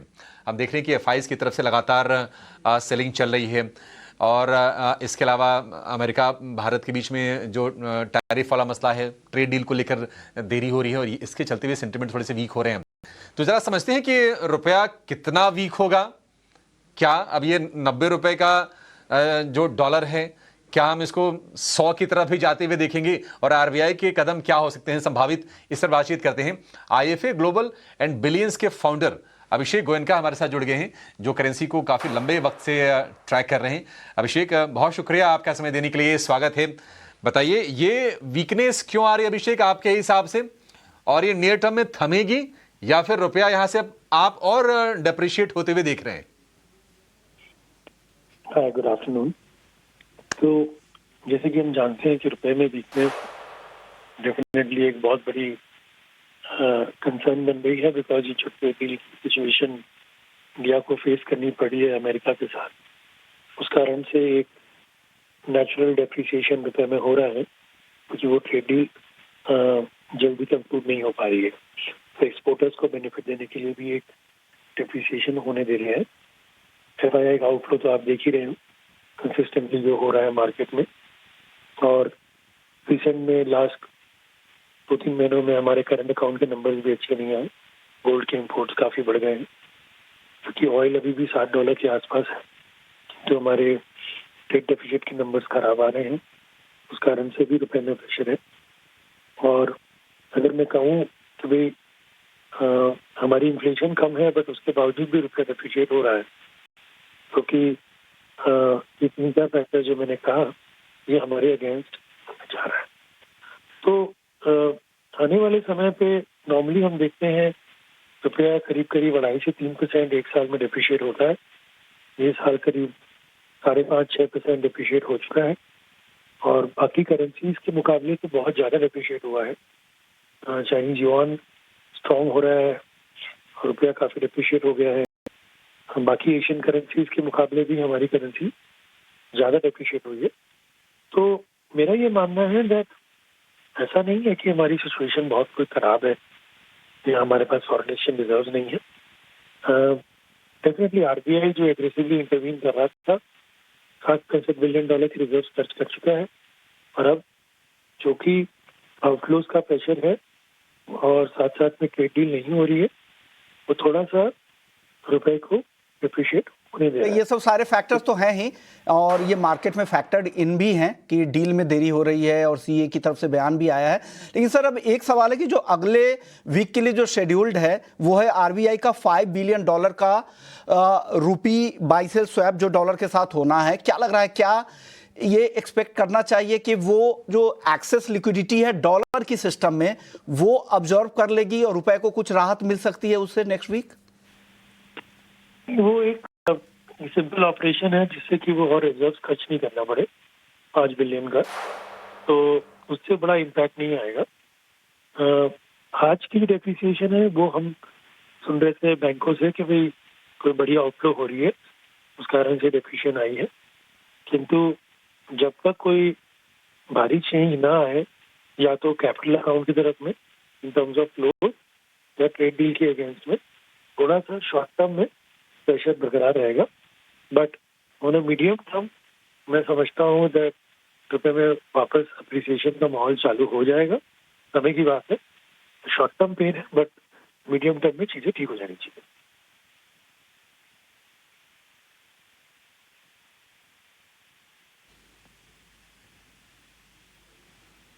हेलो,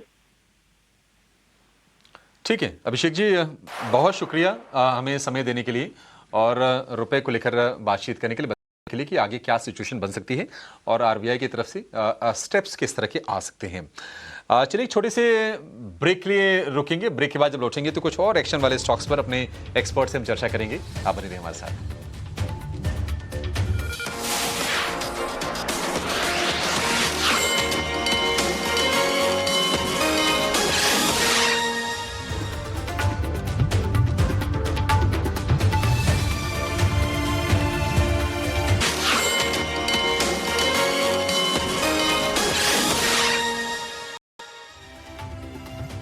ब्रेक के बाद आपका फिर से स्वागत है क्लोजिंग कॉल में। बाजार में ऊपरी स्तरों से थोड़ा सा प्रेशर हम देख रहे हैं। रुपया जिस तरह से वीक हो रहा है और इस वक्त जो डॉलर का भाव है वो है 90 रुपये 40 पैसे।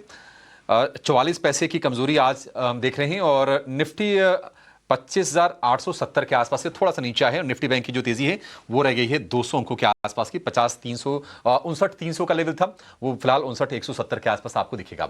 लेकिन आगे बढ़ने से पहले ये देख लेते हैं कि आज ऑप्शंस में आपके लिए बढ़िया ट्रेड इस वक्त कहां पर बन रहा है। लेकर आएंगे खास सेगमेंट ऑप्शंस के चैंपियन को।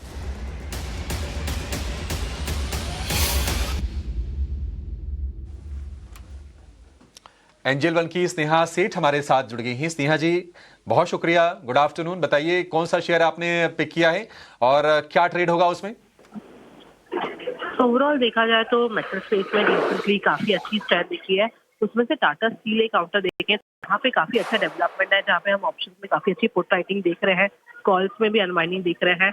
मेरा मानना है यहाँ पर हम जो 167.5 की जो कॉल है वो बाय कर सकते हैं। 2.75 के आसपास इसे बाय करना है।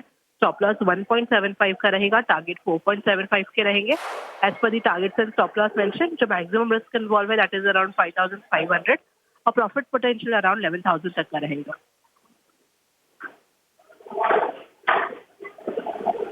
ठीक है, टाटा स्टील 167.5 वाली कॉल आपको खरीदनी है और इसमें आपके लिए मौके बनेंगे। फिलहाल जो तेजी है करीब 2.25% के आसपास की है। मेटल में आज बाइंग आई है। हमने देखा है कि जिस तरह से यूएस फेड के रेट कट हुए हैं तो मेटल को, आईटी को शुरुआत में सपोर्ट मिला और मेटल में आज ठीक ठाक बाइंग। चौथा सबसे ज़्यादा चढ़ने वाला शेयर है इस वक्त निफ्टी का, करीब करीब 2.25% ऊपर आपको कारोबार करते हुए दिखाई देगा। इस स्ट्रेटजी में अधिकतम मुनाफा 11,000 का, नुकसान जो है उसके आधा 5,500 रुपये का है। बढ़िया है टाटा स्टील को लेकर ये रिकमेंडेशन। स्नेहा जी बहुत शुक्रिया आपका समय देने के लिए और ये बेहतरीन स्ट्रेटजी हमारे दर्शकों को बताने के लिए। लेकिन एक और शेयर लेकर आइए जहां पर ना वॉल्यूम एक्शन आज अच्छा है और वो शेयर है मदरसन सुमी, संवर्धन मदरसन। बढ़िया तेजी पिछले महीने भर में बनी है और आज हम देख रहे हैं कि ठीक ठाक मोमेंटम है यूएस इंडिया ट्रेड डील की उम्मीद से, 3.25% ऊपर। प्रदीप जी, क्या राय होगी आपकी शामिल को लेकर? क्या इसकी तेजी में नए ट्रेडर भी शामिल हो जाएं?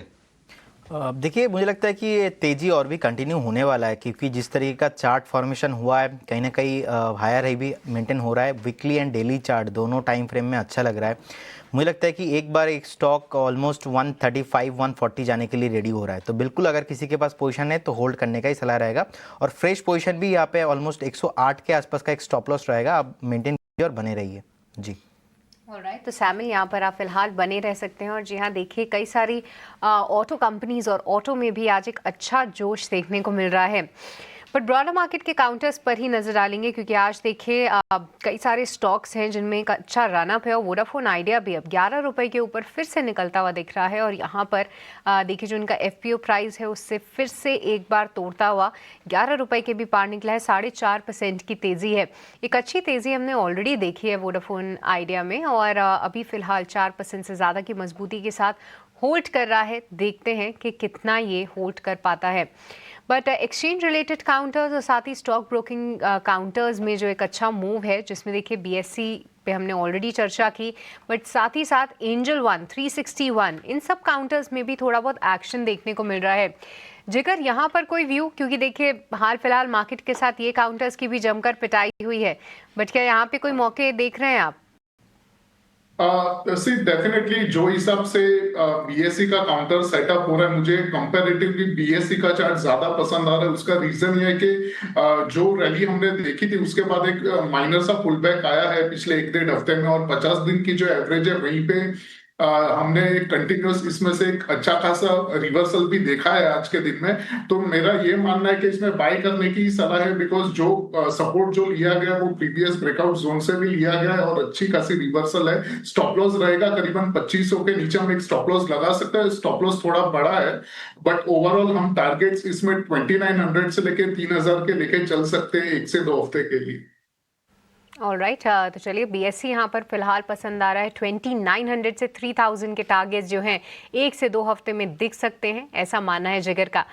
पर चलिए इस बीच वक्त तो चला एक छोटे से ब्रेक का, पर उससे पहले स्वागत करेंगे मयूरेश जोशी का भी, वो भी हमारे साथ अब शो में मौजूद है। पर मयूरेश, एक छोटे से ब्रेक के बाद जल्द लौटेंगे और आपसे जानेंगे कि फिलहाल क्या होनी चाहिए मार्केट में रणनीति।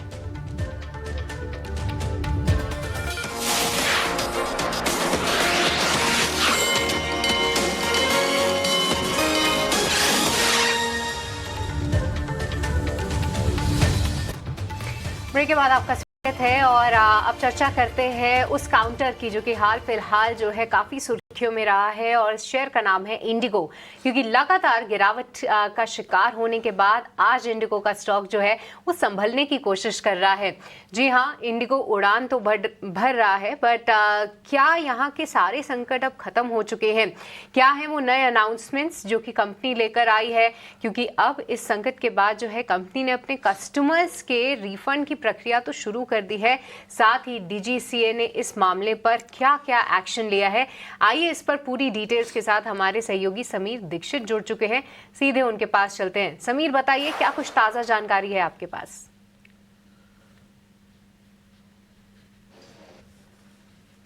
जी बिल्कुल, सबसे पहले आपको बता दें कि इंडिगो का मैनेजमेंट फिलहाल डीजीसीए हेडक्वार्टर में है, चूंकि डीजीसीए ने तलब किया था इंडिगो मैनेजमेंट को कि वो 11 दिसंबर दोपहर 3 बजे तक पहुंचे और विस्तार में बताएं कि आखिर ये फ्लाइट्स प्रभावित रही, वजह क्या रही, अभी तक इंडिगो ने क्या कुछ कदम उठाए हैं, न सिर्फ अपने फ्लाइट ऑपरेशंस को स्थिर करने के लिए बल्कि यात्रियों को जो अफेक्टेड पैसेंजर थे उनकी मदद के लिए। एक ये भी बताना है इंडिगो मैनेजमेंट को कि एक्शन प्लान आगे के लिए क्या रहने वाला है, विशेषकर एफडीटीएल के नियमों को लेकर के। तो ये तमाम अहम सवालों के जवाबों के साथ में इस वक्त इंडिगो का मैनेजमेंट और साथ में इंडिगो के सीईओ पीटर एल्बर्ट्स डीजीसीए मुख्यालय में मौजूद हैं और इन सवालों के जवाब दे रहे हैं। लेकिन इसके साथ ही साथ इंडिगो वो तमाम कदम उठा रहा है ताकि न सिर्फ अपने फ्लाइट ऑपरेशंस को स्थिर करे बल्कि जो अफेक्टेड पैसेंजर्स थे उनको भी अतिरिक्त राहत मुहैया करा पाए। मसलन अभी फ्लाइट ऑपरेशन का आपको बता देता हूं कि इंडिगो का ये कहना है कि आज इंडिगो 1950 फ्लाइट ऑपरेट करेगी, जो कि फ्लाइट ऑपरेशंस को काफ़ी हद तक स्टेबलाइज्ड पोजीशन पर लेकर के आ गई है। ऑन टाइम परफॉर्मेंस एक पैमाना होता है ये बताने के लिए कि पंक्चुअलिटी में कहाँ खड़ी है, तो वहाँ पर भी इंडिगो में एयरलाइन में काफ़ी सुधार है, वो भी अब स्टेबलाइज हो गया है। इसके साथ ही बैगेज रिटर्न तकरीबन 100% हासिल कर लिया है। हालांकि कुछ बैगेज ऐसे हैं जो अनक्लेम्ड हैं, वो अभी नहीं दे पाई वापस, लेकिन ज़्यादातर बैगेज रिटर्न किए जा चुके हैं। रिफंड के मोर्चे पर भी इंडिगो का कहना है कि लगभग सारा ही रिफंड कर दिया है। लेकिन इन सब के बीच में सबसे अहम यह है कि इंडिगो ने ये अनाउंस किया है कि 3 दिसंबर से 5 दिसंबर तक माना यह है कि देश के तमाम एयरपोर्ट पे सैकड़ों मुसाफिर इंडिगो के जो थे वो प्रभावित थे, वो परेशान थे, और उनको एक जेस्चर के तहत 10,000 रुपए का एक वाउचर उन्हें दिया जा रहा है इंडिगो की तरफ से। ये वाउचर को वो इस्तेमाल कर सकते हैं इंडिगो फ्लाइट में, अगर वो फ्लाई करते हैं आने वाले अगले 12 महीने के भीतर तक। जो वैलिडिटी है वो 12 महीने की है, और एक ये 10,000 रुपए का वाउचर उन अफेक्टेड पैसेंजर्स को इंडिगो की तरफ से दिया जा रहा है। ये जो एडिशनल 10,000 का वाउचर है, ये ओवर एंड अबव रहेगा जो डीजीसीए की गाइडलाइन के तहत जो कंपनसेशन दिया जाना है। गाइडलाइन ये कहती है कि अगर फ्लाइट कैंसिल होती है तो depending on the duration of the hours 5,000 रुपए से लेकर 10,000 रुपए तक का कंपनसेशन करना होता है। तो वो कंपनसेशन तो करेगी ही, उसके अलावा ये 10,000 रुपए का वाउचर भी देगी। तो कुल मिलाकर के इंडिगो के फ्लाइट ऑपरेशंस जरूर स्थिर हुए हैं, लेकिन अब सबसे बड़ा सवाल यही है कि ये जो ताबड़तोड़ एक्शन लिया जा रहा है सरकार की तरफ से, वो उसमें और क्या कुछ हम देख सकते हैं। एक 10% फ्लाइट ऑपरेशंस में कटौती पहले ही की जा चुकी है, और उस दिशा में हम देख सकते हैं कि कुछ और एक्शन आने वाले दिनों में रेगुलेटर या फिर सरकार की तरफ से उठाए जाएं। जी हाँ, बहुत बहुत शुक्रिया समीर, ये ताज़ा जानकारी हमारे दर्शकों तक पहुंचाने के लिए कि क्या कुछ चल रहा है फिलहाल इंडिगो के साथ, और कंपनी भी कस्टमर्स के लिए अब जो एक कदम उठाती हुई नज़र आई है उसको लेकर सभी कुछ जो जानकारी है वो आपने दी। पर हमारे साथ अब हमारे तमाम एक्सपर्ट्स जुड़े हुए हैं, चलते हैं उनके पास। मयूरेश हमारे साथ हैं, और साथ ही लक्ष्मीकांत शुक्ला जी भी अब हमारे साथ जुड़ चुके हैं। पर मयूरेश, पहले आपके पास आना चाहूँगी, क्योंकि देखिए इंडिगो मार्केट लीडर ज़रूर है, उसकी डोमिनेंस जो है छोटी अवधि में हटा पाना ये थोड़ा सा मुश्किल ज़रूर है, क्योंकि 65% मार्केट शेयर है। अब जो पूरी दिक्कतें हुई उसमें कस्टमर्स और फ्लायर्स को तो काफ़ी परेशानियां झेलनी पड़ी, और इन्वेस्टर्स को भी। देखिए कहाँ स्टॉक में किस तरीके से फॉल हमने आते हुए देखा। बट आपका क्या व्यू है मयूरेश, क्या इस गिरावट का किसी को फ़ायदा उठाना चाहिए? क्योंकि देखिए कई सारी नेगेटिव न्यूज़ फ्लो अब ऑलरेडी हमने देख चुकी है। 10% आपके फ़्लाइट ऑपरेशंस में कटौती, साथ ही साथ अब ये 10,000 के कुछ वाउचर्स भी दे रहे हैं, और ये भी बता रहे हैं कि उनके ऑपरेशंस कई हद तक जो है पूरी तरीके से वापस आ चुके हैं। क्या लगता है आपको, नेगेटिव प्राइस्ड इन है या फिर अभी भी थोड़ा सा बच के चलें, क्योंकि आने वाले समय में एक्सपेंसेस तो बढ़ेंगे? Afternoon Srishti, I think you put that perfectly. और इसके वजह से आई थिंक जो एक वॉलेटिलिटी है शेयर प्राइसेस में, आई think the worst in terms of the structural decline is over. सिर्फ 2 रिस्क फैक्टर में देखता हूँ। एक, whether there is some element of a regulatory action over and above what we have seen or heard and read about, अगर ये कुछ होता है इंडिगो के खिलाफ, तो वहां पे थोड़ा एक स्ट्रेस का फैक्टर बन सकता है, both in terms of financial performance as well as the reporting mechanisms. और दूसरा, in terms of the cut down, in terms of the flight logs, कहीं ना कहीं आई थिंक जैसे आपने राइटफुली कहा और जैसे इंडिगो की मैनेजमेंट भी दर्शा रही है कि सेकेंड हाफ में numbers obviously I think trim होंगे। पूरे FY26 के नंबर्स ऑब्वियसली लोअर साइड पे रह सकते हैं।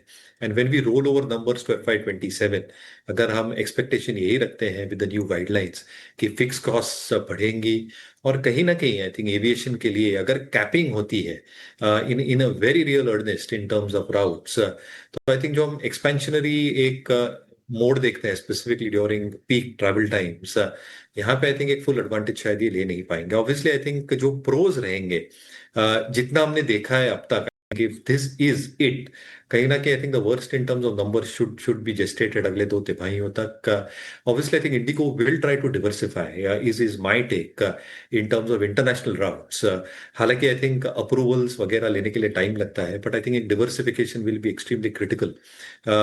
और let us also not forget, I think जो एयरबस है या बोइंग है, नए planes for some technical reason और द अदर, हमने बीच में इंजन्स की भी इशू देखे थे प्रैट एंड विटनी की, but I think even Boeing and Airbuses are not able to roll out the kind of numbers in terms of deliveries across competitors, including Indigo. तो कहीं ना कहीं I think supply is still going to remain constrained. Competitors के पास जो एक हम expectation बांध के रख सकते हैं कि क्या अचानक fleet addition बहुत ज्यादा होगी, वो I think mapping these directions थोड़ा मुश्किल लग रहा है, और इसलिए I think एक dominance continue रह सकता है. बट ये pros और cons दोनों equally balanced है, और इसलिए I think मुझे लगता है I think अभी जल्दबाजी नहीं करनी चाहिए. Let us see what probably comes through अगले कुछ हफ्तों में, and then let's probably take a call. Okay, चलिए, तो ये है इंडिगो को लेकर आपकी राय. लेकिन इस बीच एक खबर आ रही कि सरकार शुक्रवार को यानी कल इंश्योरेंस लॉ अमेंडमेंट बिल 2025 यहाँ पर लेकर आएगी, जिसमें 100% एफडीआई की मंजूरी दी जाएगी. ये खबर हमने आपको पहले ही दिखाया था, और उसको लेकर और ये अब बिल पेश करने को लेकर ये खबर आ रही है, और कहा जा रहा है कि कैबिनेट इंश्योरेंस में 100% एफडीआई पर विचार कर सकती है, और कल इंश्योरेंस में 100% एफडीआई को लेकर कुछ यहाँ पर डिसीजंस होने हैं. तो ये एक अहम अपडेट है आपके लिए. लेकिन चलिए, इस बीच हमारे साथ लक्ष्मीकांत शुक्ला जी भी जुड़ गए. लक्ष्मीकांत जी, सबसे पहले आप अपनी पिक बता दीजिए, आज आपकी नज़र कहाँ पे है? देखिए, मार्केट आज सस्टेन तो हुआ है, लोअर लेवल से हमें अच्छी बाइंग भी देखने को मिली है. सो इसी के मद्देनजर एक बाइंग रिकमेंडेशन में सजेस्ट करूंगा सन फार्मा में. सन फार्मा में मुझे एक बेस फॉर्मेशन बनता हुआ दिखाई दे रहा है टू दी लेवल्स ऑफ 1770 1780 के आसपास से, और यहाँ पर एक क्लियर ब्रेक थ्रू मिला है 20 DMA लेवल के ऊपर. तो मुझे लगता है कि इसमें एक बाइंग अपॉर्चुनिटी बनती है. तो सन फार्मा को हमें 1800-1805 के आसपास बाय करके चलना है. हमें स्टॉप लॉस लेना है 1770 का, और जो अपसाइड के टारगेट निकल कर आ रहे हैं हमारे, वो आ रहे हैं 1860 के. 860 के आ रहे हैं, 1860 के टारगेट आप यहाँ पर दे रहे हैं सन फार्मा को लेकर. लेकिन चलिए, कॉल्स आगे भी हम लेंगे आपसे, लेकिन उससे पहले देख लेते हैं कि अब तक के एक्शन वाले स्टॉक्स की लिस्ट क्या है. बताने के लिए हमारे सहयोगी आनंद जुड़ गए हैं. शुरू कर लेते हैं मार्केट एट 3.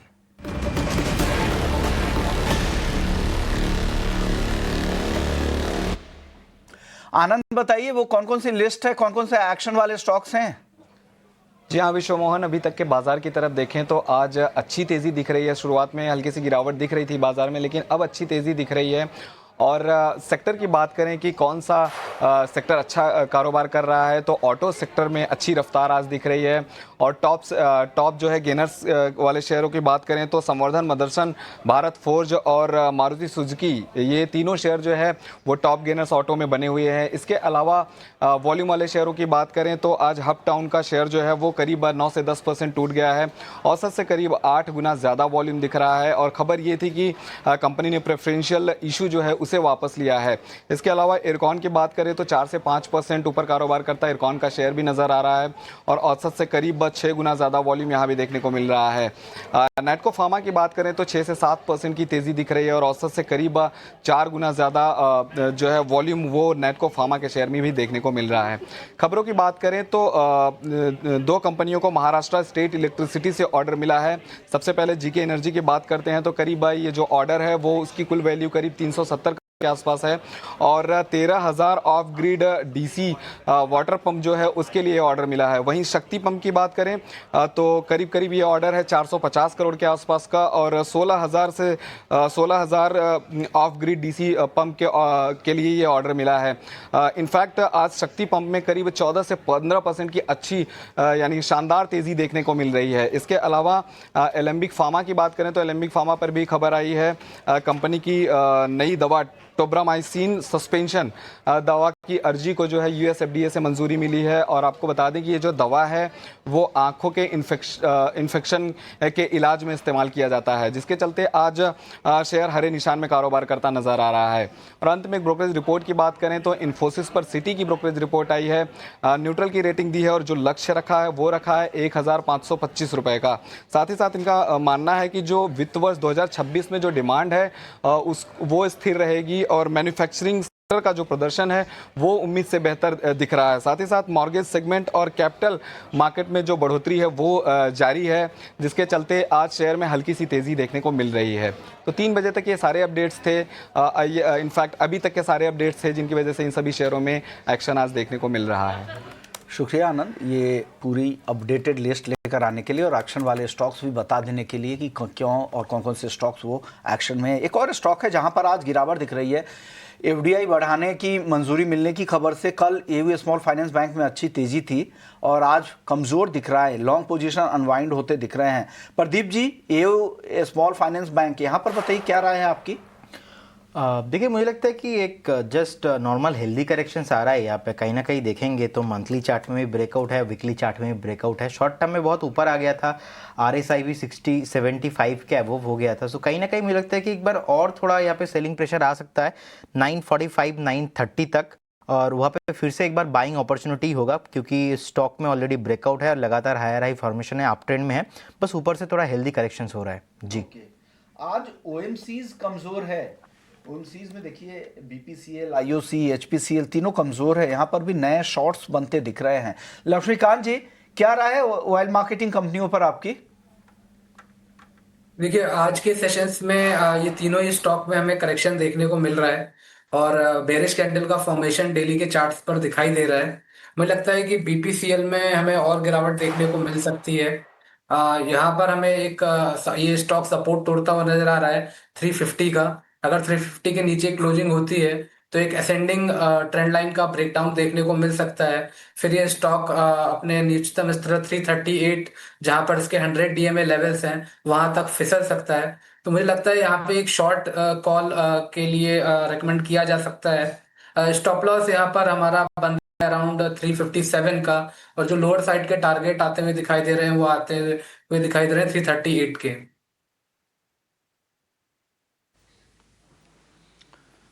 ठीक है, 338 तक के टारगेट होंगे BPCL के लिए।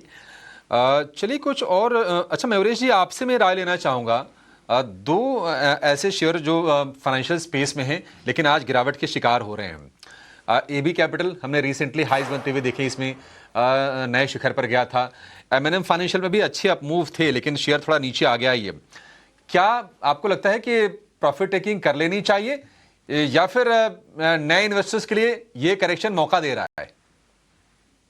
तो हमारी थोड़ी राय NBFC स्पेस के लिए I think is to stay with leadership stocks. Abhishek ji, I think कारण बहुत सिंपल है क्योंकि जैसे हम डायनामिक्स देख रहे हैं पूरे क्षेत्र के लिए, एक्सपेक्टेशन आप यही रख सकते हैं कि इंटरेस्ट रेट कटौती के बाद और जो RFI की रिसेंट कट भी हुई थी, जो बेटर फाइनेंस्ड है, बेटर कैपिटल एडुकेसी वाले NBFCs हैं, बजाज फाइनेंस हुई, श्रीराम फाइनेंस हुई, कहीं ना कहीं I think their balance sheet strength is far better.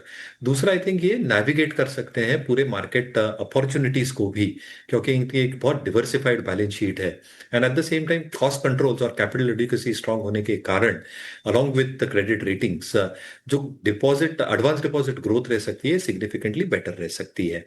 Obviously I think with diversification, Shriram finance के केस में as a point case in point, unsecured financing personal loans हो या otherwise is just 4% of the top line और इसलिए I think काफी diversified है। Risk weighted assets are measurable and stable for both these companies और इसलिए हमें लगता है I think leadership stocks NBFC space में थोड़ा बेहतर प्रदर्शन कर सकते हैं। ठीक है, दिग्गजों के साथ रहिए, रहना है तो। और कुछ विकल्प आपको बता दिए हैं मयूरेश जी ने।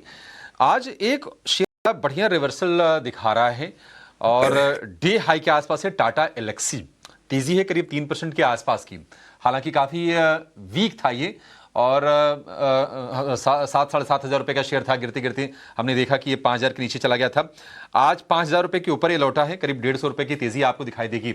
टाटा एलेक्सी, लक्ष्मीकांत जी क्या लग रहा है आपको, गिरावट इसकी कंप्लीट हो गई या फिर अभी ट्रस्ट वर्दी नहीं है ये आंकड़े? देखिए, 3 दिनों के डिक्लाइन के बाद यहाँ पर हमें एक tweezer bottom kind of pattern देखने को मिल रहा है जो कि एक रिवर्सल पैटर्न होता है, बट अभी भी मुझे लगता है कि कंफर्मेशन आने में हमें थोड़ा सा इंतजार कर लेना चाहिए। अगर ये स्टॉक 550-100 के ऊपर सस्टेन होता है तब वहां से एक रिबाउंड देखने को मिल सकता है टुवर्ड द लेवल्स ऑफ 5,300। तो मुझे लगता है कि अभी सिंगल कैंडलस्टिक पैटर्न पे रिलाय ना करते हुए थोड़ा सा वेट करना चाहिए। अगर क्लोजिंग 5100 के ऊपर होती है तो फिर पुल बैक मूव के लिए हमें करते हुए 5300 के टारगेट का वेट करना चाहिए। ठीक है, 5100 रुपए के ऊपर निकले तो फिर 5300 तक की मूव हम टाटा लेक्सी में देख सकते हैं। अभी इसको देखकर ज़्यादा एक्साइटेड होने की ज़रूरत नहीं है। निफ्टी हम देख रहे हैं कि 25,900 के अराउंड ही हवर कर रहा है। निफ्टी बैंक की बात करें तो करीब करीब 250-250 अंकों के आसपास की तेजी है। थोड़ा सा नीचे निफ्टी बैंक जरूर आए हैं, लेकिन चलिए 3:18 हो गए हैं। अब ये समझ लेते हैं कि कल के लिए आपके लिए BTST या फिर STBT के मौके कौन से शेयरों में बन रहा है। प्रदीप जी, शुरुआत आपसे करेंगे। आपके BTST या फिर STBT के ट्रेड्स बताइए, किस साइड पर कन्विक्शन है और कौन सा शेयर आप सजेस्ट करेंगे? वेदांता मुझे बहुत ही अच्छा लग रहा है। इनफैक्ट स्ट्रॉन्ग चार्ट है। कहीं ना कहीं रिसेंटली हमने देखा था 538 540 तक गया भी था, उसके बाद थोड़ा बहुत स्टॉक्स पे सेलिंग प्रेशर भी आया था। 520 515 के आसपास एक स्ट्रॉन्ग सपोर्ट है में। अभी 529 530 के आसपास चल रहा है एंड मुझे लगता है कि कहीं ना कहीं यहाँ पे एक लॉन्ग पोजीशन बनाया जा सकता है। 545 550 जाने के लिए रेडी हो रहा है। यहाँ पे ऑलमोस्ट एक 512 के आसपास का एक स्टॉप लॉस होना चाहिए। 512 will be stop loss and Vedanta को हम करेंट जोन से लॉन्ग करके जा सकते हैं। 545 550 एंड एवोव जाने के लिए रेडी हो रहा है। डेली, वीकली, मंथली तीनों चार्ट में अच्छा लग रहा है और 512 का एक स्ट्रिक्टली स्टॉप लॉस मेंटेन करने का सलाह रहेगा इसमें। ठीक है, वेदांता 1% ऊपर लगातार तीसरे सत्र में तेजी, और निश्चित तौर पर हिंदुस्तान जिंक में जो हम तेजी देख रहे हैं ना, उसका भी सपोर्ट मिलते हुए हम देख रहे होंगे इसको। लेकिन चलिए चलते हैं लक्ष्मीकांत जी के पास। उनकी कुछ स्टॉक समझते हैं जहां पर आप BTST ट्रेड अपना सकते हैं। लक्ष्मीकांत जी बताइए, आपकी नज़र कहां पर गई है बाजार में? कौन से ट्रेड आपने आइडेंटिफाई किए हैं BTST के लिए? जी, मुझे फार्मा काउंटर में एक ट्रैक्शन आ रहा है, उसी में का मुझे लग रहा है कि टोरेंट फार्मा में एक पेस बनता हुआ दिखाई दे रहा है। तो मुझे 3800 के आसपास को हम बाय करके चल सकते हैं टोरेंट फार्मा को। रिस्क रिवॉर्ड रेशियो भी फेवरेबल है। हमें स्टॉप लॉस रखना है 3750 का, और अपसाइड के जो टारगेट मुझे लग रहा है आते हुए, वो लग रहा है 3900 तक के टारगेट हम अचीव कर सकते हैं टोरेंट फार्मा में। सो टोरेंट फार्मा को बाय करने की सलाह रहेगी BTST रिकमेंडेशन में। चलिए BTST के तौर पे कुछ काउंटर्स जो कि आपको ध्यान में ज़रूर रखने हैं। पर चलिए अब आपको ये भी बता देते हैं कि कौन से हैं वो इम्पॉर्टेंट ट्रिगर्स जो कि आपको ध्यान में रखने हैं और मार्केट की चाल जो है उन पर निर्भर हो सकती है। सीधे चलते हमारी सहयोगी तृप्ति के पास, जो कि ये हमें बताएंगी कि कौन से क्यूज़ रहेंगे बाजार के लिए अहम फिलहाल। तृप्ति। जी हाँ, कल के लिए काफ़ी सारे इवेंट्स हैं जिन पर आपको अपनी नज़र बनाकर रखना है। यूरोप और जापान की बात करें तो कल इंडस्ट्रियल प्रोडक्शन यानी IIP के आंकड़े यहाँ पर आएंगे। इंडियन मार्केट का रुख कर लेते हैं तो कल आपको CPI और फॉरेक्स रिजर्व के आंकड़े आते हुए नजर आएंगे। आगे बढ़ते हैं, एक्सेल सॉफ्टटेक जो अभी अभी मार्केट में लिस्ट हुई है कंपनी, अपनी दूसरी तिमाही के नतीजे कल जारी करेगी। नई कंपनी है तो इनके नतीजों पर भी अपनी नज़र बनाकर रखिए। कृष्णा डायग्नोस्टिक और हटको की अगर बात करें तो यहाँ पर एक बोर्ड बैठक होने वाली है जिसमें फंड जुटाने को लेकर विचार किया जाएगा।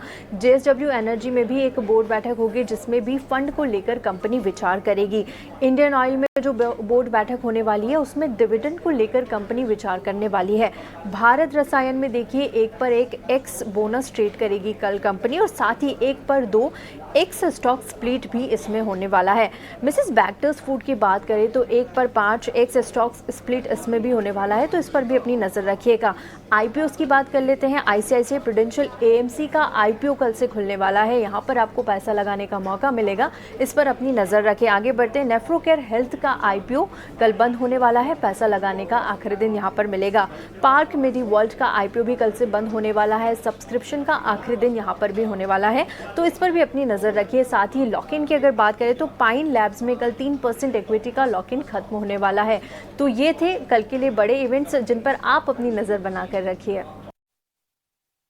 चलिए ये कुछ ट्रिगर्स हैं जो कि बाजार के लिए फिलहाल अहम रहेंगे। बहुत बहुत शुक्रिया तृप्ति, आपने पूरी जानकारी हमारे दर्शकों के लिए दी। पर आज बाजार के लिए देखें तो अच्छा ही दिन साबित हुआ है। निफ्टी बैंक निफ्टी ना ही सिर्फ हरे निशान में लौटे हैं बल्कि सस्टेन करते हुए नजर आ रहे हैं। वो एक अच्छी बात है। देखिए एक इम्पॉर्टेंट कमेंट भी आया था CEA की तरफ से कि अब जो है जल्द ही भारत और US के बीच में ट्रेड डील हो सकती है और काफ़ी ज़ोरों शोरों से उस पर काम भी चल रहा है, बट इसका इंतज़ार तो देखिए बाज़ार को कई समय से है। बट आज पर्टिकुलरली उस कमेंट के बाद थोड़ा सा राहत की सांस ज़रूर लेते हुए नज़र आए बाज़ार। बट कुछ काउंटर्स हैं जहाँ पे बिकवाली भी हावी हुई है। आप देखिए एशियन पेंट्स लगातार यहाँ पर एक गिरावट हावी है, आज फिर से 1% की कमज़ोरी है यहाँ पर। एक बार मयूरेश आपसे ही राय लेना चाहेंगे। देखिए जब अर्निंग्स आए थे एशियन पेंट्स के, उसके बाद फिर से एक थोड़ा सा एक्साइटमेंट जागा था, स्टॉक में एक अच्छा मूव भी आते हुए हमने देखा, बट पूरी तरीके से वो फिजल आउट हो रहा है। क्या राय रखते हैं आप एशियन पेंट्स पे particularly? Srishti, I think there were some reports कि साउथ में Birla opus is still being very very aggressive और इसके वजह से I think pricing will still remain under the pump और इसलिए मुझे लगता है I think जो गिरावट आई है is based on the fact कि अगर ये कंटिन्यू रहा तो प्राइसिंग और कॉम्पिटिटिव रिलेटेड इंटेंसिटी की वजह से जो हम एक्सपेक्टेशन रख रहे हैं इन terms of significant revenue traction margin expansion, इस पे थोड़ा कैप लग सकता है। बट मेरे हिसाब से आई थिंक जैसे पिछले तिमाही में नतीजे आए थे, लार्ज पार्ट ऑफ कॉम्पिटिशन और जैसे बिरला ओपस की भी एंट्री रही थी is now getting gestated in the market. I think अभी बहुत ज्यादा आई थिंक कंपटीशन प्राइसिंग के हिसाब से नहीं रहेगा अक्रॉस की मार्केट्स। दूसरा आई थिंक अनऑर्गेनाइज मार्केट काफी लार्ज है पेंट सेक्टर के लिए। The sector itself is expected to grow in tandem with the GDP। तो कहीं ना कहीं आई थिंक एक 10 से 11% की वॉल्यूम ग्रोथ आप एज अ बेस केस मान के चल सकते हैं। इनपुट कॉस्ट्स काफी स्टेबल हो चुके हैं, crude prices are remaining stable और बाकी क्रूड डेरिवेटिव्स के प्राइसेस भी mirroring crude prices have remained relatively stable as well, जिसके वजह से मार्जिन्स में एक पॉजिटिव प्रभाव आ सकता है। And last but not the least I think repainting demand is expected to come back very very significantly. और जो प्रोडक्ट मिक्स होता है कंपनीज के लिए, leadership stocks like Asian Paints, enamels लेके डिस्टेम्पर से लेके entry level paints, I think they've got the entire product suite along with dealers and distributors, जो आई थिंक काफी सहारा देता है पूरे ऑपरेशनल एफिशिएंसीज को। तो मेरे हिसाब से जिनके पास है एशियन पेंट बिल्कुल बने रहना चाहिए। जी हाँ, कई सारे तर्क थे जिसकी वजह से आपने एक्सप्लेन किया कि क्यों एशियन पेंट्स में जो है फिलहाल एक्साइटमेंट नहीं दिख रहा है। और जी हाँ, कुछ रिपोर्ट ज़रूर बता रही थी कि अब जो कंपटीशन है वो और एग्रेसिव होता हुआ नज़र आ रहा है। बट एक बार क्विकली चार्ट चेक भी लेना चाहेंगे। प्रदीप, आपकी क्या राय है एशियन पेंट्स पे, क्या और गिरावट हावी हो सकती है? देखिए मुझे लगता है कि एक बार जिस तरीके से ऊपर से स्टॉक हल्का हो रहा है, एक बार और थोड़ा नीचे आ सकता है। एक बार 2660 से लेके 2650 एक जोन रहेगा, ऑलमोस्ट करेंट जोन से भी 100 पॉइंट नीचे आने का पोटेंशियल है। लेकिन जिनके पास पोजीशन है मुझे लगता है कि बने रहना चाहिए और कभी भी नीचे आता है तो बाय ऑन डीप आपको करके जाना है। ओवरऑल मेरा अगर नेक्स्ट 2 से 3 क्वार्टर का मैं टारगेट निकल के बोलूँ तो मुझे लगता है कि एक बार 3250 3300 on the way. But current zone से जिस तरीके का चार्ट थोड़ा ख़राब हुआ है, मुझे लगता है कि अगर किसी को एवरेज करना है 2660 2640 के आसपास आपको करके जाना है। जी ओके, तो ये रहा है एशियन पेंट्स को लेकर। चलिए एक और स्टॉक है जो आज अच्छी तेजी दिखा रहा है, कल भी अच्छी तेजी थी यहाँ पर, जियो फाइनेंशियल सर्विस में। ये लक्ष्मीकांत जी एक राय दीजिए, जियो फाइनेंशियल्स में क्या लग रहा है? 300 के करीब फिर से पहुंच चुका है, क्या और तेजी है आगे? देखिए 200 DMA के बाद यहाँ पर एक शॉर्ट टर्म रिबाउंड आता हुआ दिखाई दे रहा है, बट हमें भी अभी भी लग रहा है कि मल्टीपल हर्डल बने हुए हैं। फ्रेश बाइंग मोमेंटम के लिए थोड़ा सा वेट करना पड़ सकता है। 308 से लेकर 310 का जोन क्रूशियल रहेगा। अगर उसके ऊपर निकलता है तभी इसमें बाइंग करना चाहिए, अदरवाइज मुझे लगता है कि इसको थोड़ा अवॉइड करना चाहिए। 310 के ऊपर अगर ब्रेक थ्रू मिलता है तो उसके बाद हमें हायर टारगेट का एक्सपेक्टेशन कर सकते हैं। वहां से फिर स्टॉक अपने एक अपसाइड मोमेंटम को रिगेन करता हुआ दिखाई देगा, फिर हमें 325 328 के लेवल्स देखने को मिल सकते हैं। ओके, तो अभी कुछ हर्डल्स भी आपको दिख रहे हैं जियो फाइनेंशियल्स को लेकर। हालांकि 2 दिनों में एक अच्छी रिकवरी कह सकते हैं, तेजी थोड़ी लौटी है। टाटा स्टील में अच्छा मोमेंटम है, शुरुआती कारोबार से तेज था ये काउंटर, लेकिन अब ये तेजी और बढ़ी है। और ये खबर भी आई थी कि लॉयड्स मेटल्स की जो कंपनी है त्रिवेणी पेटल्स, उसमें कंपनी 50% से ज़्यादा हिस्सेदारी लेने जा रही है। लॉयड्स मेटल्स की त्रिवेणी पैलेट्स में करीब 49% के आसपास हिस्सेदारी है, यानी अब मेजॉरिटी जो होल्डिंग होगी वो टाटा स्टील के पास होगी। और इससे होगा क्या कि आयरन और पैलेट्स की जो सप्लाई सामान्य हो पाएगी और टाटा स्टील को आसानी से मिल पाएगी। और कई सारे इस जेबी के जरिए कई सारे फायदे और सिनर्जी का फायदा टाटा स्टील को मिलने वाला है। एक राय टाटा स्टील और मेटल सेक्टर को लेकर आपकी राय क्या है मयूरेश जी?